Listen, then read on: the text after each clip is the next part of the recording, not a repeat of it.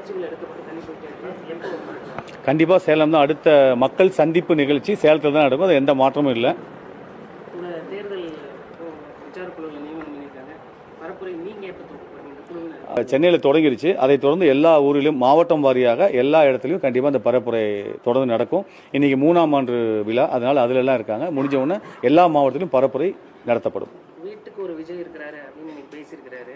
எப்படி உங்களோட மக்கள் சந்திப்பில் எப்படி பார்க்குறீங்க? எங்கள் கழக தலைவர் வீட்டுக்கு ஒன்றுன்னு சொல்லியிருக்காரு. இல்லை, வீட்டுக்கு 2 பேர் கண்டிப்பாக ஒவ்வொரு வீட்டிலும் 2 வாக்குகள் இருக்குது. ஏன்னா ரேஷன் கார்டில் ஒரு பேர் தான் இல்லையே ஒழிய எல்லா தாய்மார்கள் நீங்கள் வந்திருக்கு அத்தனை பேர் பார்த்துருக்கீங்க. அத்தனை பேர் மனசுலையும் அண்ணன் வயசில் அதிகமாக இருந்தால் தம்பியாக இருக்கார், கம்மியாக இருந்தால் அண்ணனாக இருக்கார். அந்த மாதிரி அம்மாவா எல்லா வீட்லையும் மகளிர் வீட்டில் சிங்கத்தமிழர்கள் அத்தனை பேர் மனதிலும் அவர்கள் வீட்டிலும் ரேஷன் கார்டில் பெயர் இல்லாத ஒரு பிள்ளையாக வாழ்ந்து கொண்டிருக்கிறார். 3ஆம் ஆண்டு துவக்க விழாவில் மேடையில் நடனமாகிறது பெரிய பேசு பொருளாக இருக்குது. பல தலைவர்கள் விமர்சனம் பண்ணுறாங்க.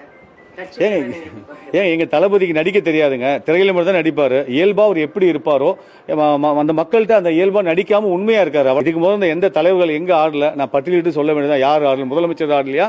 பார்லிமெண்ட் உறுப்பினர் ஆடலையா? யார் ஆடலை? இதில் போய் என்ன இருக்குது? அவருக்கு நடிக்க தெரியாது. மக்களிடம் எங்களிடம் இயல்பாக எப்படி இருப்பாரோ எங்கள் மகிழ்விப்பதற்காக அந்த செயலை செய்கிறார். அவ்வளோதான்.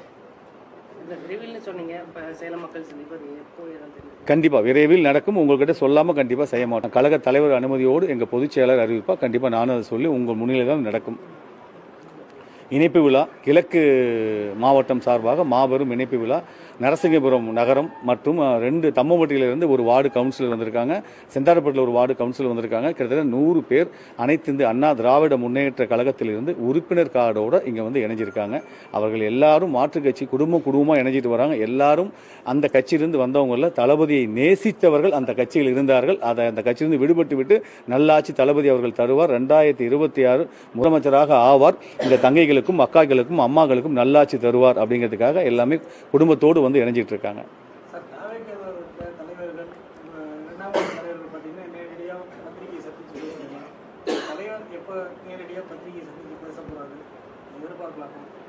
எதுக்கு பத்திரிகை சந்திச்சு பேச வேண்டியது இருக்கு? நாங்கள் எல்லாமே செஞ்சுட்டு தானே இருக்கோம்.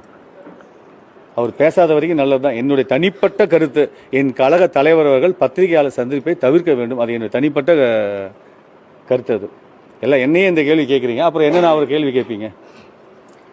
எல்லா அரசியல் கட்சி தலைவர்களுமே பத்திரிகையாளர் சந்திச்சு பேசுறாங்க. பத்திரிகையாளர்கள் கள நிலவரத்தை தலைவர்கிட்ட அந்தந்த கட்சி தலைவருமே கேள்வியா எழுப்புவாங்க. அது போன்ற ஒரு நிகழ்வு தாவேக தலைவர்கிட்ட நிகழும் அப்படின்னு எதிர்பார்க்குறாங்க இல்லையா பத்திரிகையாளர்கள்? அதுக்காக கண்டிப்பாக சந்திப்பார். சேலமில் வர்றாருல மக்கள் சந்திப்பு கூட்டத்தில் உங்கள் எல்லாத்துக்கும் சந்திப்பார். அவர் தான் மக்களையே சந்திக்கிறாரு.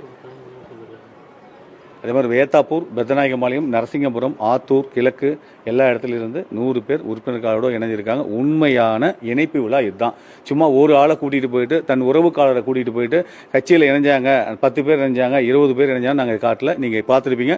உங்கள் முன்னிலையில் தான் எல்லாத்தையுமே கேட்டேன். யாராவது உங்களை கூப்பிட்டாங்களா? இணையது சம்மந்தமான தளபதி ஆட்சி நல்லாட்சி தருவார் நம்பிக்கையோடு அவருக்காக இணையறோம் அப்படின்னு அவர் மனதை சுமந்து கொண்டு தான் ஒவ்வொருத்தரும் சொன்னாங்க. இது உண்மையாலும் மாற்று கட்சி இணைப்பு விழானா இதுதான்.